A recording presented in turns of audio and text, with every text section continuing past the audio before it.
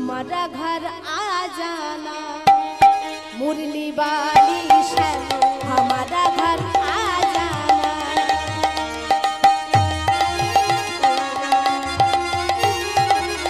हाँ मुरली वाली शहर हमारा घर आ जाना हो।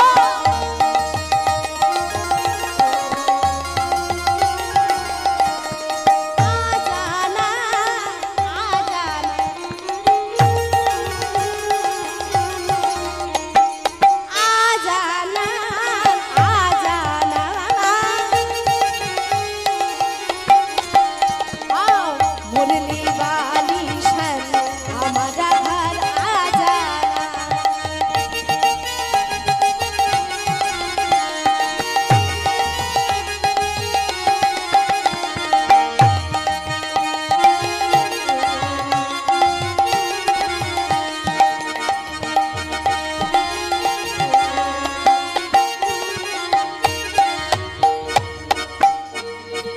बहुत दिन से सुन नहीं गावे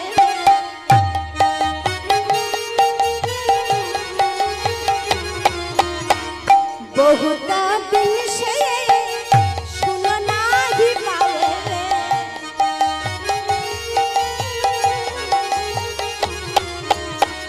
बांसुरिया के तान हमारा घर आ जाना आ जाना आ जाना हो आ जाना आ जाना।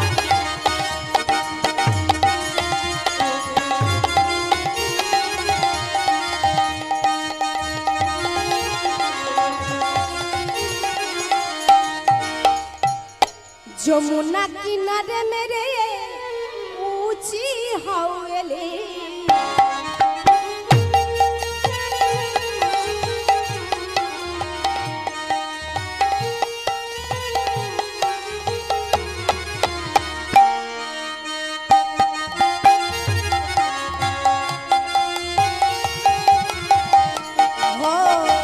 जमुना किनारे मेरे ऊंची हवेली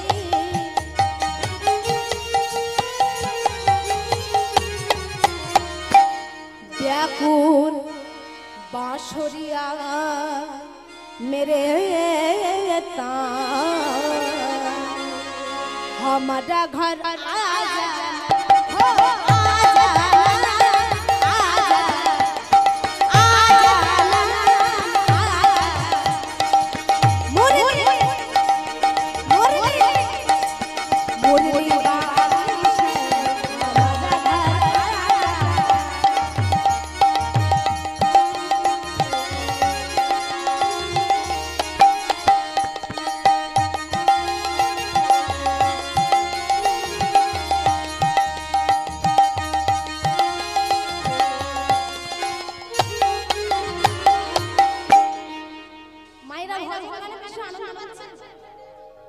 আপনাদের আনন্দের উচ্ছ্বাসে বোঝা যাচ্ছে যে যেখানে দাঁড়িয়ে আছেন সেই জায়গায় একদম মুখকে বাংলার পাঁচের মতো করে দাঁড়িয়ে আছে। আপনারা যে ওই যে নাচের নাচটা যে আপনারা দেখছেন কিংবা কীর্তনটা যে শ্রবণ করছেন ভজন যে জানতে পারছেন আপনাদের কি ভালো লাগছে না? ভজন ভালো লাগছে না? বুঝতে পারছেন? হিন্দি ভজন নিতাই গৌর হরি বল মুরলি বালি শান হামারা ঘর আ জানা।